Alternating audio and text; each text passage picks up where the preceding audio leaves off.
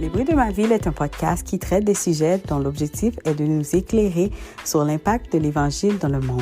À travers nos partages, nous désirons toucher et fortifier nos auditeurs au moyen de conversations sur des expériences vécues, entre autres, afin de mieux connaître et servir Dieu. Préparez-vous à être illuminés et à entendre le raisonnement des merveilles de Dieu.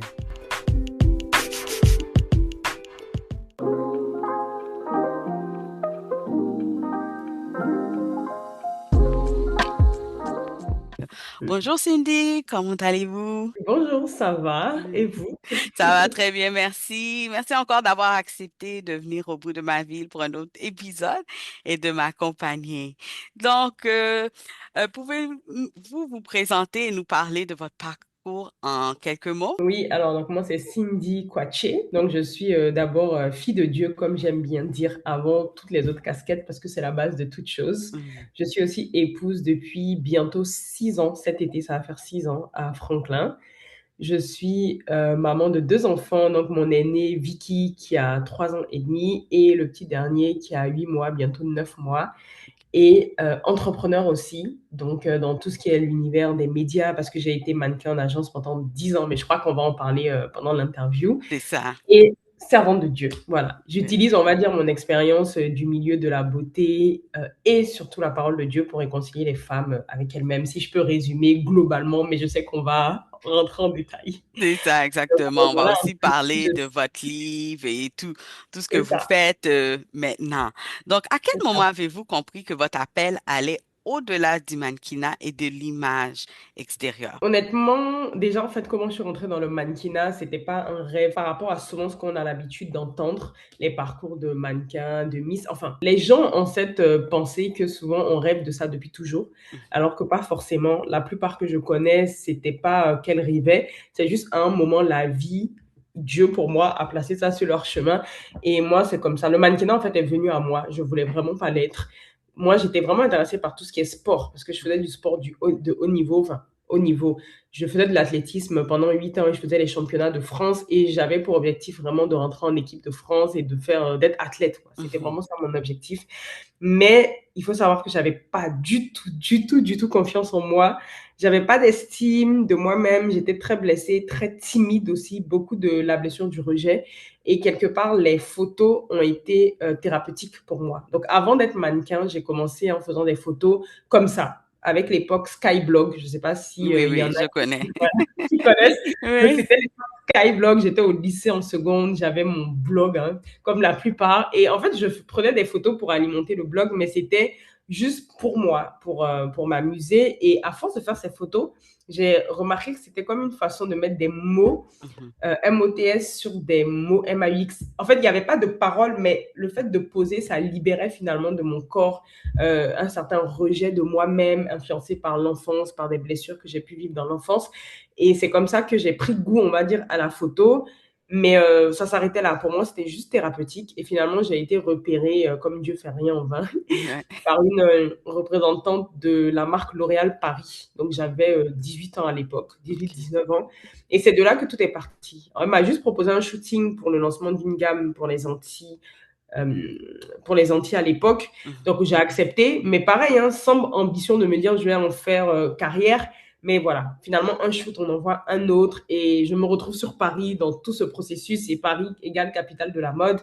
Et c'est comme ça, finalement, que je décide de me lancer pleinement jusqu'à finalement devoir faire un choix entre le sport et le mannequinat. Et je ressens dans mon cœur, à l'époque, je ne suis pas chrétienne, je ne connais pas Dieu, mais il dit que ses brebis entendent sa voix. Donc, je sais que c'est Dieu qui me Oui. parle, même si je n'ai pas de relation avec lui. Et je sais qu'il faut que je fasse ce choix-là de me lancer dans le mannequinat.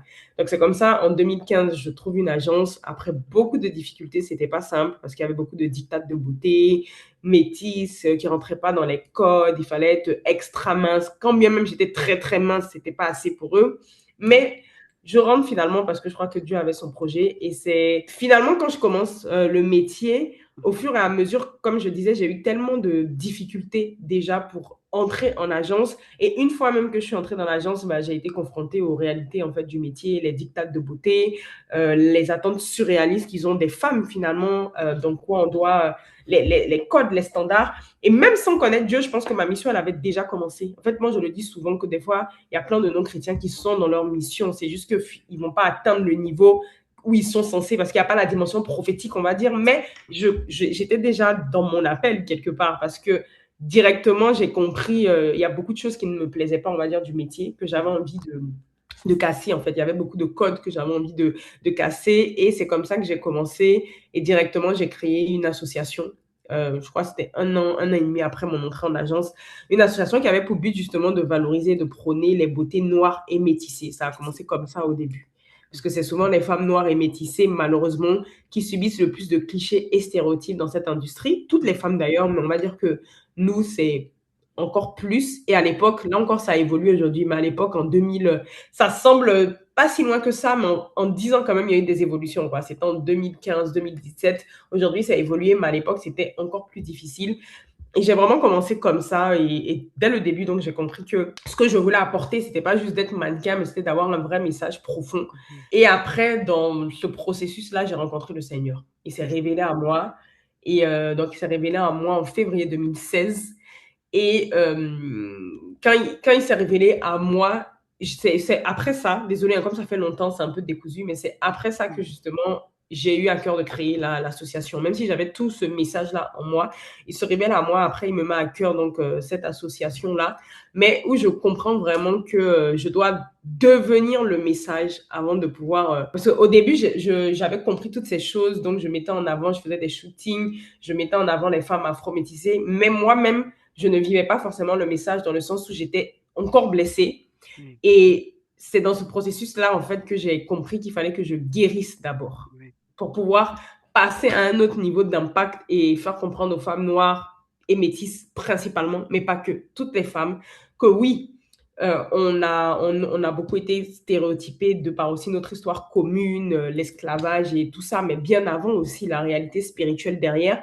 Mais avant ça, il faut d'abord guérir intérieurement, se réconcilier, en fait, finalement, être à l'image de Dieu pour pouvoir envoyer ce message-là aussi loin que je le voulais. Donc voilà, j'ai fait un petit résumé, mais je sais que tu auras des questions, mais c'est finalement comme ça que j'ai trouvé la mission, c'est que je ne voulais pas être mannequin, j'avais ma propre histoire. Je suis devenue, ça m'a aidé à me réconcilier avec mon image, d'abord physique, mais après, il y a un autre niveau qu'il fallait passer qui était, oui, ça t'a aidé Cindy, mais aujourd'hui, est-ce que vraiment tu t'aimes? Et là, maintenant, ça a été la guérison avec la parole de Dieu pour être où je suis, on va dire. Donc, en parlant de guérison, je voulais savoir qu'est-ce qui vous a poussé à écrire votre livre Floraison intérieure, une âme à restaurer. Alors, qu'est-ce qui m'a poussée? Tout ce parcours justement que je raconte, déjà, je savais depuis le début que j'allais écrire un livre. En fait, depuis le début, dès que j'ai donné ma vie à Christ. Parce que j'ai donné ma vie à Christ, je me suis fait baptiser en juillet 2018. Et dès que je suis passée par les eaux du baptême, j'ai directement vécu, on va dire, des blessures même et du rejet de la part de l'Église. Parce que mannequin chrétienne, c'était pas très commun, on va dire, dans le milieu francophone. C'est ça, milieu francophone évangélique en plus. Et moi, j'arrivais en plus avec mes convictions qui étaient, qui dit mannequin dit exposition du corps. Donc, ça veut dire que oui, je pose en maillot de bain. Et ça, c'était vraiment pas compris. C'était jugé, c'était condamné, sans forcément qu'on prenne en compte les convictions que j'avais et ce que je recevais dans l'intimité. Et dès ce moment-là, j'ai compris que il y avait quelque chose à faire, à enseigner au sein de l'Église parce que j'avais des combats autant de la part de l'Église, donc ce rejet-là, mais j'avais également dans l'industrie du mannequinat du rejet. Parce que, comme je disais, en raison de tous les dictats, il faut tout le temps être parfaite. Et c'est à ce moment-là où j'ai compris que finalement, j'étais au milieu, un carrefour, et puis on va dire au milieu de deux extrêmes. Et je me suis dit, mais j'aimerais tellement enseigner sur l'image Seigneur. Parce que finalement, tu es rejeté d'un côté et d'un autre aussi, mais c'est toi qui es le pan de réconciliation finalement entre ces deux mondes, puisque c'est toi qui as créé l'image, c'est toi qui as créé la beauté, c'est toi qui as créé la femme, c'est toi qui as créé la mode en fait. Le monde n'a rien créé, le diable ne fait que imiter. Et j'avais vraiment ce fardeau qui m'a mis à cœur et je savais, c'est à ce moment-là qu'il m'a dit, tu écriras un livre un jour justement sur finalement ce qu'est l'image, mais pas finalement que parler de la beauté, c'est quoi vraiment, véritablement l'image avant et la restauration, et je te dirai le moment voulu. Donc, moi, je pensais que ça allait être dans 10 ans, la vérité, 10-15 ans. Et finalement, dans mon processus en avançant, ben, j'ai compris que c'était plus vite que je ne le pensais. Et ça s'est imposé naturellement sur mon cœur après la naissance de ma fille. Parce que finalement, dans tout ça, j'ai eu ma fille, je me suis mariée, j'ai rencontré mon mari. Et on va dire que je suis passée à un autre niveau de ma guérison intérieure quand j'ai eu ma fille, en étant mère. Et là, le Seigneur, je peux dire qu'il a vraiment travaillé en profondeur. C'est-à-dire, j'étais déjà dans mon processus de guérison, mais là, je suis passée à un autre cap de guérison très profonde. Parce que du jour au lendemain, j'allais plus en shooting, je n'avais plus de contrat, justement à cause des dictates, parce que ils se sont dit, OK, elle est maman, maintenant c'est fini, elle aura plus de shooting ni rien.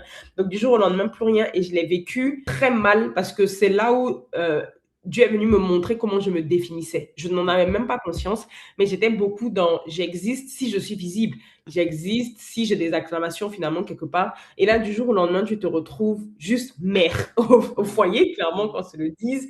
Et là, Dieu te parle de ton identité et où toute la journée, tu es dans les couches, faire à manger. Enfin, tu es juste une mère au foyer. C'est pas rabaissant quand je dis tu es juste une mère au foyer parce que c'est l'un des plus beaux métiers et qui travaille. Mais moi qui avais d'autres ambitions de me retrouver que dans ce rôle, ça, c'est venu travailler en profondeur des blessures que j'avais et c'est venu aussi toucher des points dans la relation avec ma propre mère qui était assez conflictuelle, qui était très difficile tout simplement. À cette période-là, elle n'était même pas présente dans ma vie. Donc, il y avait beaucoup de guérison, on va dire, que Dieu a travaillé à ce moment-là pour justement finalement sortir ce livre-là, parce que c'est pendant cette saison-là que j'ai eu une vision. Pourquoi ça s'appelle Floraison intérieure? C'est que j'ai eu une vision où je voyais une fleur qui était arrosée. Et finalement, la main qui arrosait, c'était Dieu. Et il me disait, parce que c'était très difficile, déjà intérieurement, mais pareil aussi le couple qui est chamboulé. Donc, on avait pas mal de conflits avec mon mari, de désaccords. Donc, il y avait ce chamboulement-là. Et le Saint-Esprit me disait, les femmes, enfin, tu es comme une fleur. Et plus tu te laisseras arroser par moi, plus tu vas éclore. Et que cette saison, finalement, n'a pas pour objectif de... Cette saison n'a pas pour objectif de te tuer. C'est pour justement, oui, faire mourir en toi tout ce qui ne portera pas de fruits pour que le reste, les semences, en fait, puissent porter du fruit. Donc ça, c'était en 2022. Ma fille, elle est née, oui, 2022-2023. Et j'ai gardé cette vision dans mon cœur et je pensais que c'était que pour moi. Et à la sortie de cette saison, quand ma fille a eu 1 an, où là, le Seigneur m'a mis à cœur de recommencer certaines activités, être plus visible, enfin, continuer finalement ce que je faisais. Oui.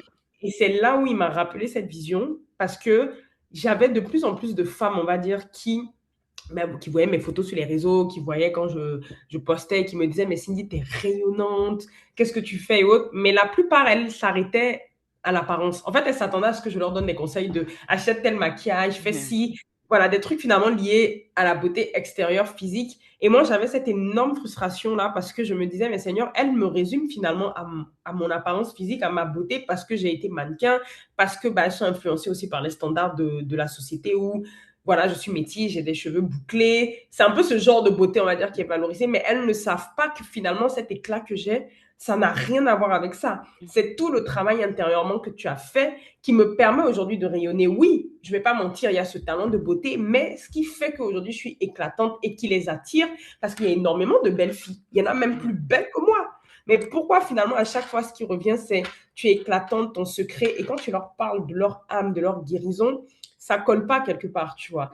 Et c'est là où il m'a rappelé la vision de la fleur et il m'a dit justement, c'est ça que je t'appelle à enseigner aux femmes. Finalement, comment être une femme d'éclat. C'est pour ça que je dis jamais une femme de beauté. J'appelle vraiment une femme d'éclat parce que je fais vraiment la différence entre une belle fille physiquement qui a le talent de beauté et une femme qui est éclatante. Une femme peut ne pas être aux yeux de la société reconnue comme belle, c'est-à-dire elle ne correspond pas aux standards de la société, mais elle peut être tellement éclatante que finalement, elle va dégager une lumière qui sera plus impactante, un aura, un charisme qui sera plus grand que celle qui correspond finalement au standard, tu vois, de la société, mais qui ne va pas dégager ça, qui sera fade.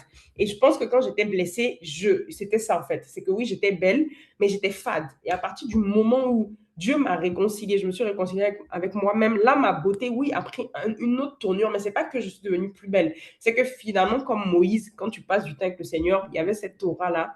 Et c'est ça que le Seigneur m'a rappelé. Il m'a dit, je veux que tu écris un livre pour leur faire comprendre. Donc oui, ça sera ton témoignage, mais que tout ce qu'elle voit de toi là, ce n'est que la surface de l'iceberg.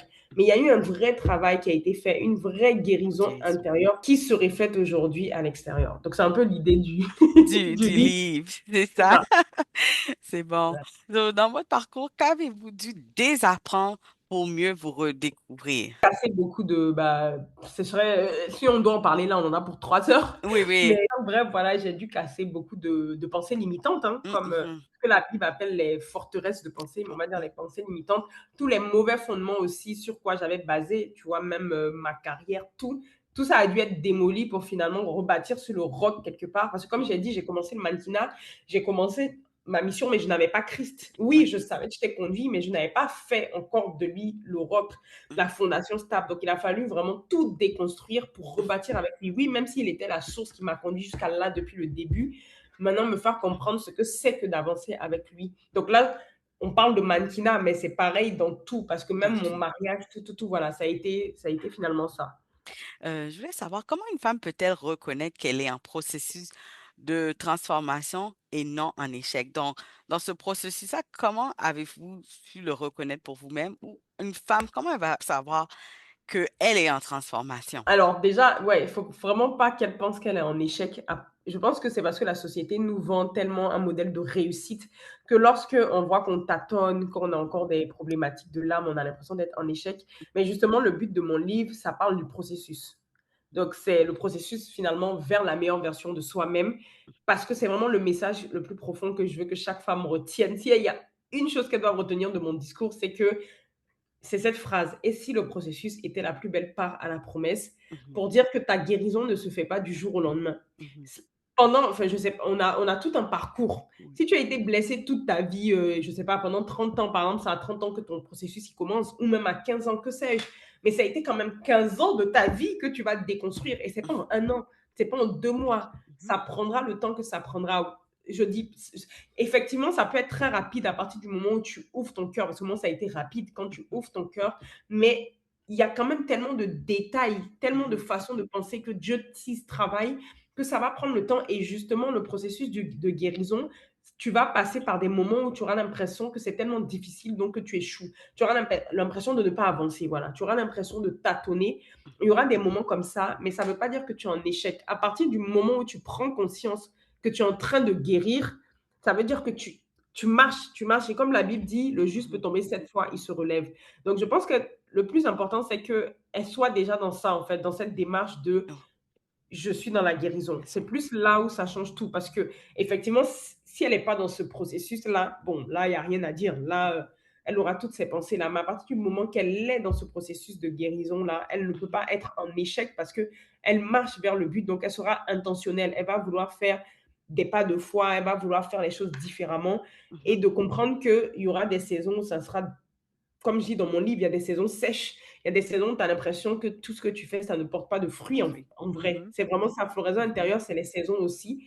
Donc, il y a des saisons, même la nature nous enseigne, comme l'hiver. mhm, On sème énormément en hiver, mais les arbres ne font que tomber. Mais ça ne veut pas dire qu'au printemps, tout ne va pas refleurir. Donc, je dirais d'accepter aussi le rythme de Dieu, leur rythme à elles déjà personnel, leur rythme. Et puis, nous, les femmes, on est très, même comment on a été constitués, comment Dieu nous a mhm. créés biologiquement, même dans notre corps, on est constamment en processus. On est tout Mhm, le temps, clairement. Donc, aussi accepter qu'on est connecté esprit, âme et même notre corps. Donc, ta guérison, elle est aussi adaptée à comment même tu évolues en tant que femme. Si tu viens de devenir maman, ton corps, il a tellement changé. mhm, Il y a tout ça, en fait, à prendre en compte. Donc, non, tu n'es pas en échec, mais je te dirais de prendre le temps. Voilà, de mhm. prendre le temps avec toi-même et de te dire que tu avances à ton rythme et de ne surtout pas regarder la comparaison. Ça, c'est vraiment ça qui tue les femmes, je crois. Surtout l'ère des réseaux sociaux, de regarder une telle. Ça, c'est quelque chose qui nous flingue, hein, qu'on se le Ouais. dise, qui nous Oui, tue, oui. Qui nous tue, clairement. oui, c'est ça. Je dirais vraiment de te faire en sorte de rester focalisé sur son couloir. Hein. Moi qui étais athlète, là, quand ils courent, là, ils ont leur ligne. Et Oui, souvent, quand tu regardes à gauche, à droite, c'est là où tu commences à flancher, c'est tu ça. vois, et que tu peux même être disqualifié. Donc, je dirais de ne surtout pas regarder à droite, à gauche. C'est facile à dire, pas à faire. Le diable va essayer, mais de toujours se rappeler que je suis en processus et le plus important, c'est d'avancer à mon rythme, quoi, vers la guérison. C'est ça, exactement. Donc, Mhm. aujourd'hui, quelle image portez-vous sur l'industrie, l'image et la valeur de la femme? Et une deuxième qui est dans le même thème. Comment concilier beauté extérieure et identité spirituelle sans se perdre? Alors, aujourd'hui, c'est vrai que mon regard sur l'industrie, il est assez mitigé. Quand je dis mitigé, c'est que pour avoir évolué dans cette industrie pendant en agence, un peu moins de 10 ans, mais en tout, même plus de 10 ans, Mhm, je trouve, quand j'ai arrêté, justement, quand j'ai quitté les agences, je trouvais que c'était assez hypocrite, mhm, honnêtement. C'est-à-dire qu'il y a des évolutions énormes, ça, on va pas se mentir, par rapport à même quand j'ai commencé, on voit quand même un peu plus de diversité. Mais nous qui étions à l'interne, on sait qu'il y a encore quand même beaucoup d'hypocrisie. mhm, Par exemple, je ne vais pas citer le créateur, mais quand j'en faisais encore, donc c'était quand même en 2022, mhm, oui, c'est ça, 21-22. Donc, on était déjà dans cette ère où on voyait beaucoup de mannequins, de grandes marques, par contre, de défilés où ils essayaient de mettre des mannequins plus size, des mannequins avec plus de forme. Et je me rappelle que ce créateur en particulier, donc, il avait mis une icône, une célébrité qui avait beaucoup de forme. Et quelques jours après, j'avais justement un casting chez ce même créateur. Et à l'époque, il faut savoir que je faisais une taille 34-36, 1m76 pour 59 kilos. C'est extrêmement mince. Et pourtant, je ne rentrais pas dans le jean qui faisait une taille 36 ou 34-36.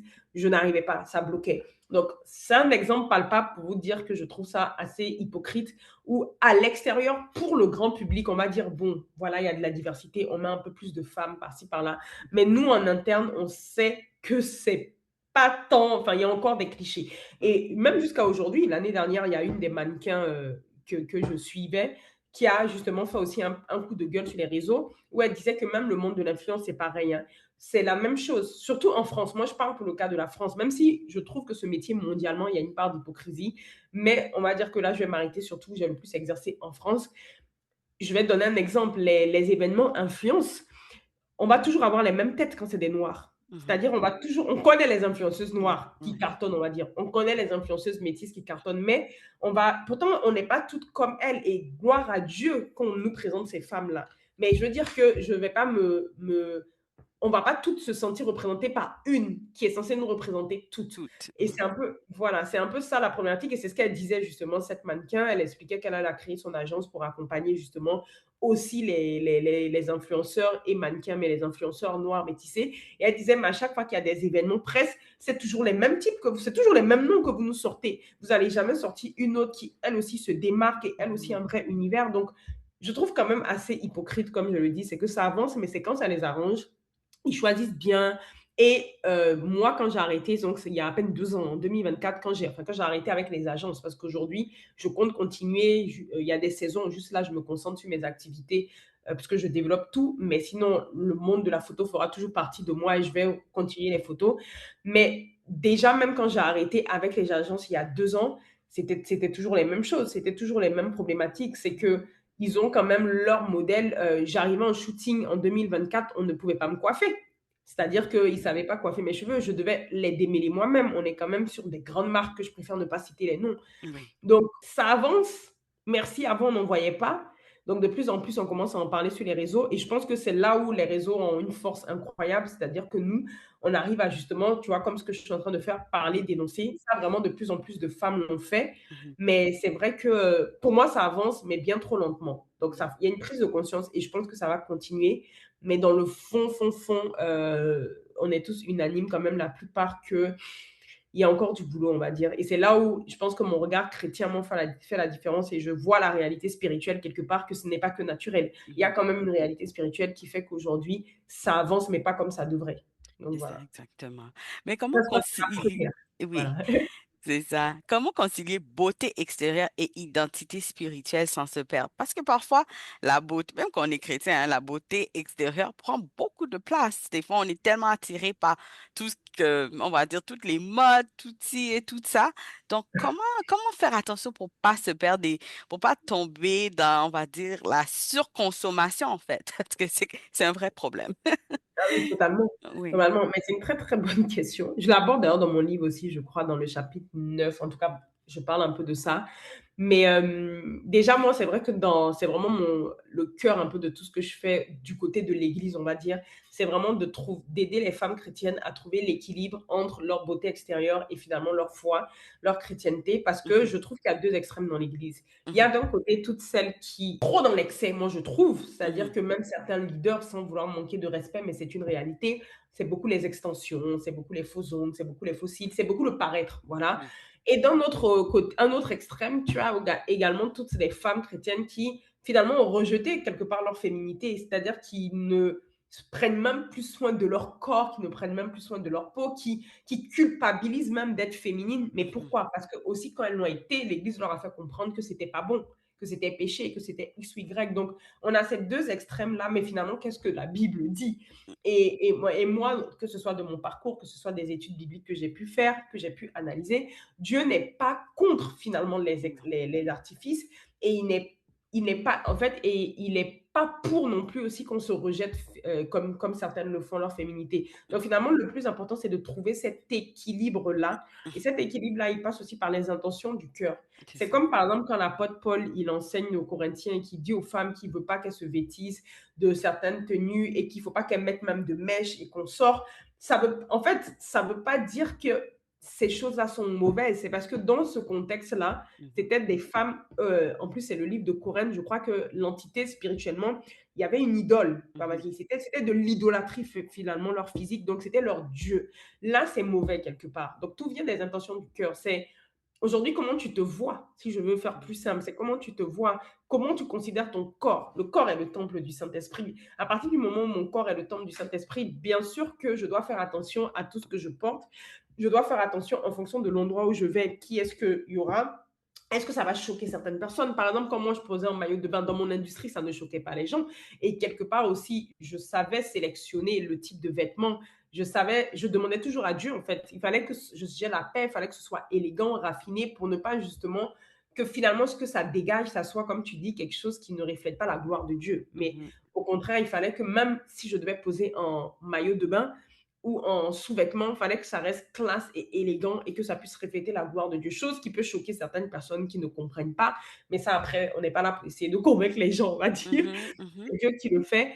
Mais je dirais oui, déjà vraiment pour trouver cet équilibre-là, c'est revenir déjà à l'intention du cœur. Je le fais pourquoi et, et finalement vraiment ne pas savoir que notre corps est le temple du Saint-Esprit quelque part. Donc même se sublimer, c'est rendre gloire à Dieu. oui, oui, C'est oui. comme Esther, voilà. C'est tout le temps la figure que je cite dans Mhm, la Bible parce que je trouve que le livre d'Esther est le livre par excellence qui nous apprend à être équilibré, puisque Esther était justement une fille de Dieu, oui, mais clairement, mais en même temps qui était dans un univers où il ne croyait pas en mon Dieu, Dieu. un univers d'idole, mais on nous voit elle a réussi justement à être très spirituelle, mais en même temps à ne pas renier sa beauté physique, en même temps à se présenter devant le roi avec cette apparence-là. Et ça part aussi par la guérison intérieure, quelque part. Comme tu me disais, concrètement, pour que les femmes puissent aujourd'hui glorifier le Seigneur aussi dans leur apparence et avoir cet équilibre, c'est pour ça que je dis floraison intérieure, c'est aussi ça, c'est vraiment, ma phrase, c'est de l'intérieur vers l'extérieur, c'est à partir du moment où une femme est guérie, est restaurée avec elle-même, naturellement, ça va se voir à l'extérieur, comment elle va s'habiller, comment elle va se présenter. Donc, il y a ça, c'est une part. Et la deuxième part aussi, je dirais, il faut comprendre aussi que les femmes, on est en évolution constante, comme je le disais, et qu'on évolue dans notre vie. Quand je, quand je, quand j'avais 19 ans, 20 ans, 24 ans, même quand je venais de me baptiser, ça va faire bientôt 10 ans, je ne m'habillais pas comme aujourd'hui je m'habille parce que Mhm, je n'étais pas dans la même saison de ma vie. mhm, Plus tu évolues, en fait, déjà en tant que femme, sans parler même de la chrétienté, en tant que femme qui évolue, une mamie ne s'habille pas comme une fille de 20 ans parce que c'est des cycles, donc il faut les respecter aussi. Il ne faut pas non plus ignorer ça. Et dans l'église, on a tendance à ignorer que c'est des cycles. Une jeune adolescente, elle va être intéressée par certaines tenues. Je ne dis pas, c'est pas pour autant qu'il faut la laisser être ras-de-fesse, hein. C'est mhm, pas là mon message. Mais mhm. pour dire qu'il faut aussi savoir s'habiller avec son temps, Attends. tout en bien évidemment respectant voilà, nos valeurs, tu vois. Là, c'est le rôle du parent. Tu laisses pas ta fille sortir ras-de-fesse. Mais il y a certaines tenues, certains pantalons que quand elle va avoir 30 ans, ça va plus rien lui dire parce Mhm, qu'elle a évolué. Donc, c'est aussi d'accepter ça, qu'on évolue en tant que femme et le curseur, c'est tout simplement d'avoir la parole de Dieu et c'est lui qui nous rééquilibre et dit, OK, là, Et puis le Saint-Esprit, il est en nous, il nous C'est vrai. parle. Moi, voilà, donc il y a des tenues, tu vas mettre, tu vas pas être à l'aise. Le Seigneur va te dire non. Je vais te donner un exemple très concret. Moi, aujourd'hui, par exemple, quand l'été arrive, j'ai du mal à aller dans Paris quand je sais que je vais prendre le métro, à mettre une jupe qui est au-dessus, en tout cas une tenue qui est au-dessus de mon genou. Pourquoi? Parce que je sais que c'est pas forcément hyper sain. Les métros, tout simplement, tu sais pas sur qui tu as tombé. Donc, je ne vais pas le faire. Mais tu m'envoies sur une station balnéaire à la plage, Mhm. j'ai aucun problème à mettre une tenue qui est au-dessus de mon genou parce que le contexte s'y prête, mon mari va être présent et consort. Mais à Paris, tu vas rarement me voir dans les transports avec une robe peut-être au-dessus, sauf si je suis avec mon mari. Tu vois, donc au-delà même de ça, c'est aussi pour ta sécurité en tant que femme. Donc, Mhm. c'est un sujet qui est tellement long et vaste, mais Oui, vraiment, le Saint-Esprit vit en nous et je dirais, c'est vraiment beaucoup de l'écouter et de guérir. Parce oui. qu'une âme qui est guérie, je termine sur ça, pour cette question, va jamais refléter quelque chose de négatif. Ça Mhm. sera toujours classe et pur. Et puis, Donc voilà. oui, oui. Comment Dieu a pu vous guider au travers de ces différentes saisons, donc la maternité, carrière et écriture? Oh, ça, j'apprends encore, Oui. honnêtement. Mhm. J'apprends encore parce que comme si j'évolue, Mhm. mais je dirais que tout est une question d'équilibre, de Mhm. priorité aussi, en fonction des saisons, des différentes saisons qu'on Mhm. a, ouais, c'est ça, d'équilibre, de priorisation et d'organisation. Mhm. Donc, heu, par exemple, lorsque j'étais dans ma saison d'écriture de mon livre, Mhm. je bah, la je savais que la priorité, que c'était une saison où il fallait que je priorise bah, l'écriture du livre. Donc, Oui. c'était ça en priorité. Même ma maternité, j'étais toujours présente pour ma fille, bien évidemment. Mais naturellement, par exemple, il y a des choses à la maison que j'allais mettre moins l'accent pour être focalisée dessus. Donc, c'est souvent comme ça que moi, j'essaie de jongler. C'est en fonction des saisons que je passe chaque année, chaque mois même, c'est quelle est finalement la priorité de cette saison. Comme je t'ai donné tout à l'heure l'exemple, je disais que là, je fais moins, je fais des photos, mais on va dire que j'en fais moins parce que je ne suis pas dans cette saison. Je suis dans une saison où là, le Seigneur me demande de prioriser tout ce qui est entrepreneuriat, prioriser tout ce qui est développer mes offres, développer tout ce que je peux proposer pour aider les femmes. Et ça prend du temps. Donc, c'est un temps que je vais avoir en moins pour, par exemple, être en train de faire des shootings. J'en fais parce que j'en ai besoin, mais ce n'est pas mon focus. C'est une saison aussi où je garde mon fils, par exemple, à la maison. Donc, naturellement, la maternité prend aussi beaucoup de place, ce qui va faire que je vais être moins sur d'autres choses, tu vois. Donc, j'essaie vraiment de trouver cet équilibre. L'année prochaine, si Dieu veut, il sera gardé en crèche. J'aurai, par exemple, plus de temps pour aller encore plus loin dans ma vie d'entrepreneuriat et pour reprendre certaines choses. Donc, je dirais le plus important pour ne pas se perdre encore Mhm. là, c'est à l'image de Jésus d'ailleurs qu'on médite. Oui. Jésus avait tellement de choses à faire. Je pense qu'il n'y a personne qui était autant occupé que lui, même nous les Mhm. femmes, non. Mais quand j'ai analysé sa vie, parce que j'ai eu une période où vraiment je stressais très rapidement, j'avais l'impression que c'était trop, que j'allais pas m'en sortir. Et le Seigneur m'a vraiment envoyé à méditer la vie de Jésus, où il me montrait comment Jésus était organisé et comment il priorisait. Moi, c'était vraiment ça, c'était la priorisation. C'est qu'il ne répondait pas à toutes les sollicitations parce qu'on venait lui dire, voilà, un tel est malade, va le guérir. Non. L'un des passages qui m'a beaucoup parlé et où Dieu m'a vraiment appris à prioriser, c'est lorsque on vient le voir et on lui dit, Lazare est malade, très malade et qui va mourir. Et Jésus, qui considère ça comme pas du tout urgent et qui dit à ses disciples, on va s'en occuper plus tard, en fait. Il faut qu'il meure. Et c'est comme si, au vu de nous, humainement, quand on lit cette histoire, on peut se dire, c'est inconscient. Il Mhm. va mourir. Et Mhm. tu préfères finalement aller faire peut-être quelque chose qui est moins important. Et pourtant, dans la priorisation de Christ, il fallait qu'il meure. C'était ça aussi son Oui. plan. Pour Mhm. revenir, il a jugé plus utile de faire autre chose. Et c'est là où, en fait, toute ma mentalité aussi a été renouvelée. C'est aussi de savoir dire non aux gens, même si pour eux, ça peut paraître très important, très urgent. Non, mais moi, j'ai d'autres choses qui sont plus prioritaires, comme je dis. Donc, Oui. je préfère aller dans ça. On le voit, il y a tellement d'exemples comme ça. La femme à la perte de sang, c'est pareil. Juste avant, le père de Jairus, c'est Jairus tout qui vient et qui dit, ma fille est malade. Et Jésus qui préfère soigner la femme à la perte de sang, tu vois. Mhm. Mhm. Ça a Oui. été vraiment de comprendre la priorité de chaque saison, de chaque journée aussi, parce qu'on ne peut même pas parler de saison si on ne parle pas de journée. Quelle est la Journée. priorité de la journée? Voilà. Aujourd'hui, des fois, ma priorité, c'est, par exemple, les mercredis, je ne travaille pas parce que je sais que c'est le jour où ma fille n'a pas école. Donc, c'est priorité maison et enfant et je ne travaille pas du tout. Je peux, si j'ai un peu de temps le soir, il y a d'autres priorités où ça va être, là, je dois avancer sur tel projet, donc ça va être que ça et forcément dire non. Donc, c'est comme ça que je jongle un peu dans tout. Et après, il y a les temps des vacances où on va plus prioriser la famille et La qu'on sort. famille. C'est Donc, voilà. ça. Donc, je sais que le 14 mars, il y a eu un bel événement, Mhm, donc qui était fort et bénissant. mhm. Donc, est-ce que tu peux plus nous en parler? Je sais qu'il y avait des participants, donc nous en dire un peu plus. Et Oui. quel était le thème? Oui. Alors oui, le 14 mars, c'était, bon, c'est mon tout nouveau bébé, hein, comme je dis, donc les ateliers beauté et foi. Donc c'est tout un concept. Mhm, Donc là, c'était l'édition 1 le 14 mars. Et justement, le but de cet atelier, ça va rejoindre la question que tu m'as posée précédemment. C'est pour justement réconcilier finalement la foi et la beauté et mhm, d'apporter cet équilibre-là. Parce que de par mon parcours, comme je t'ai témoigné, le rejet dans l'église, dans la société, j'ai compris que justement, malheureusement, l'Église n'était pas une safe place et l'Église n'arrivait pas à répondre à ces problématiques-là, finalement, d'image des femmes, d'image physique même des femmes. Ils n'arrivent pas, tu arrives, on va te dire, il faut jeûner, prier, ou bien on va te dire, si tu aimes être belle et coquette, que tu as un esprit de sirène, alors que des fois, ce n'est pas le cas. Des fois, oui, c'est vrai en plus, mais des fois, ce n'est pas tout le temps le cas. Mais finalement, c'est un peu ça la mission, c'est enseigner finalement qu'est-ce qui même attire finalement les vrais esprits de sirène des eaux, parce que être dans trop d'artifices, parfois, ça ouvre aussi la porte à les ces portes. esprits-là, tu vois, Mhm, et aussi comment déculpabiliser les femmes qui veulent finalement être élégantes, qui veulent prendre soin d'elles, mais qui ont été blessées par l'Église. Donc, c'était vraiment, c'est un peu ça la vision générale, on va dire, de l'événement. Et la première édition, c'était le croire au processus. mhm, Et c'était la thématique, donc c'est un atelier donc autour du maquillage, mais c'est pas juste un simple atelier, il y a toujours une partie spirituelle où il y mhm, a des enseignements. Donc en général, c'est moi qui enseigne, qui fait la partie parole, où j'enseigne vraiment autour de la parole. mhm. Donc moi, j'avais donné un message sur le processus, finalement, croire au processus, qu'est-ce que Dieu dit du processus, comme je te disais tout à l'heure, de prendre Oui. le temps en tant que femme, de guérir, mais également d'un côté, j'essaie de rattacher ça au côté physique, Mhm, parce que ça parle du corps quand même. Donc là, j'avais adapté aussi par rapport au processus, comment même Dieu nous a créés biologiquement, physiquement. Donc c'est autant très spirituel, autant très pratico-pratique. Ça leur pratique. parle énormément et c'est les retours que j'ai eus. Il y avait une deuxième intervenante qui était une esthéticienne, comme on parlait de peau. Elle a pu parler justement de la peau d'un point de vue pratique. Donc, quand Mhm, je dis pratique, c'est vraiment les étapes d'une routine basique, mais aussi, surtout, qu'est-ce que notre peau nous dit de notre intérieur. mhm, Donc, les émotions. Parce que finalement, c'est ça le plus important pour moi.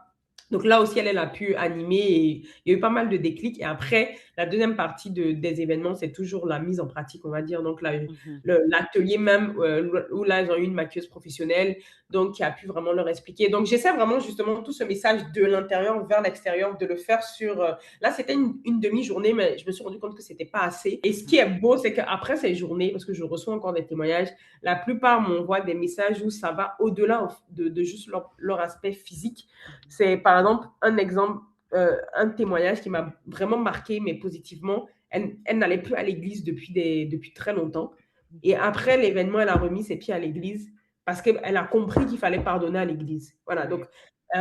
pareil aussi, elle avait complètement délaissé sa beauté. Ça lui a donné envie de reprendre soin d'elle, de reprendre soin de sa peau. Elle a même pris une séance maquillage. Et voilà, le but, c'est vraiment aussi de faire comprendre aux femmes que ce n'est pas que la beauté physique, c'est que ça parle vraiment d'elle. Comme je disais, Oui. pourquoi aujourd'hui tu te délaisses dans le cas de cette femme?